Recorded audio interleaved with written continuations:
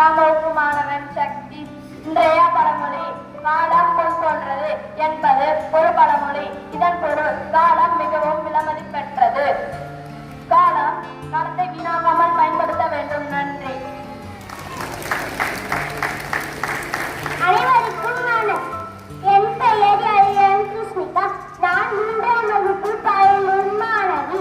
மாணவர் கடமைகள்: அறியாமை அகல, ஆய்வு படி, அறியால் நீங்க, அளவிலால் நூலாய் தேடு, பொறுப்புணர்ச்சி பெற, பெற்றோரை பேணு, அகிலத்தை அடக்க, ஆசிரியர்க்கு அடங்கு, சீருடையங்கு, சிறப்பு பண்பு, காலம் மங்கு, கடமையாற்று, தன்னம்பிக்கை கொள்ள, தளராது உடல், உடலை விரிவாக்க, உடற்பயிற்சி வேண்டு, உள்ளத்தை பண்படுத்த, உணர்ச்சியை அடக்கு, வளர்ச்சியை பெற, கிளர்ச்சியை விடு, தாயின் சிறந்ததொரு கோவிலும் இல்லை, தந்தை சொல்மிக்க மந்திரமில்லை.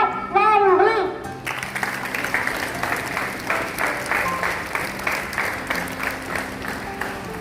அனைவருக்கும் இனிய காலை வணக்கத்துடன் 8ஆம் வகுப்பு மாணவி சரித்ரா.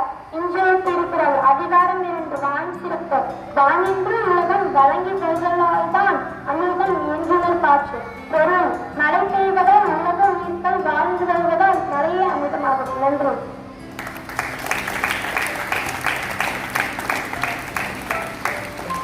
அனைவருக்கும் இனிய காலை வணக்கம்.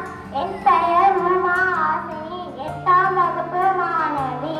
இந்திய கவிதை: இயற்கை. மண்ணுக்கு சொந்தம் மனிதன், மலைக்கு சொந்தம் வானம், மலைக்கு சொந்தம் வானம், காற்றுக்கு சொந்தம் உயிர், வானுக்கு சொந்தம் மேகம், சூரியனுக்கு சொந்தம் சந்திரன். நன்றி.